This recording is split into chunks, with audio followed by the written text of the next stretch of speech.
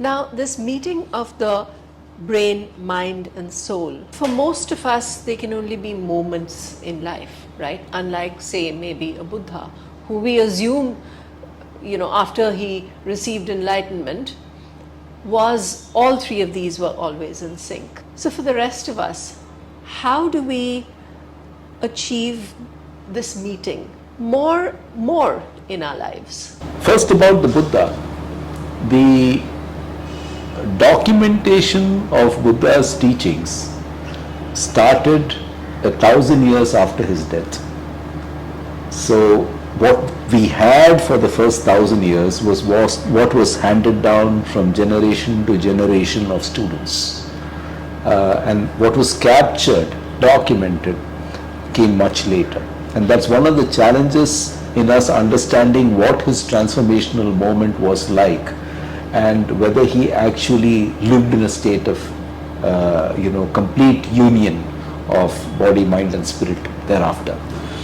But if you look in more recent times at Ramana Maharshi, for example, or Ramakrishna Paramahamsa, for example, or indeed Jiddu Krishnamurthy, in all these cases the transformational moments have been in some way documented.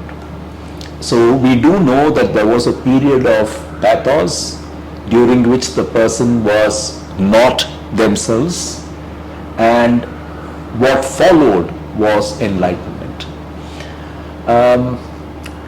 In Ramana's case, he disappeared into a cave to meditate for a period of time, I think probably months or even years, and when he eventually emerged, he came out as an enlightened soul, is how it is documented. In Ramakrishna Paramahamsa's case, he had periodic moments of ecstasy where he claimed to be in a union with God, and he would experience and know things which clearly were out of body. They were not regular experiences. In Jiddu Krishnamurthy's case, it was a transformational period of, I think, about 3 or 4 days, in which he went from being an ordinary person to being someone who appeared to be a kind of a world leader or extraordinary in some way. In all these cases, if you look at it, there was onset in early life. They all had these moments when they were adolescents and young adults. Nobody had it as an older adult or as a middle-aged adult. The second was that in some way they were prepared for this, or they had a supportive environment around them. People who were willing to accept what they were going through, and people who in some way celebrated that entire process. It always started with pathos, profound unhappiness of one kind or the other. Even some neuropsychiatric experiences like seizures in some cases. St. Paul, for example, had seizures. And eventually, you would think that a person with all these experiences would go down the tube and decompensate, right. Would end up being admitted in a hospital. But these were people who emerged stronger, in some way wiser, in some way more capable than the rest of us.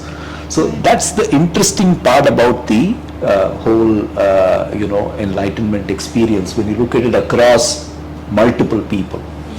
And the other thing that makes it all very, very interesting is that if you think about your own life, there are at least 1 or 2 experiences of times when you went through intense unhappiness or suffering, something that was brought about by circumstances, your own thought process, your own experiences. And you went through that until a solution found itself. And that solution gave you that aha moment. And thereafter you were blissful or in joy, and you left behind all that pathos that you experienced. And I would say that for all the regular folks like us, those are our transformational moments. They happen probably rarely. We probably don't think about them too much or document them or remember them very much. But I think we've all gone through this at one way or the other during our lives. So are you saying that for a lot of us, we need to perhaps go through a phase of disbalance in order to arrive in balance? Well, if you think about it another way, if you're perfectly happy and everything is hunky-dory, what is the need for you to change in any way or find a solution? You're seeking a solution, or your mind undergoing a process of change is usually when it's challenged in some way. So I guess that it has to start with challenges. Right. And then the positive, takeaway is Right. that if you deal with it properly and well, you possibly will emerge out of any difficulty that you have the potential to emerge stronger.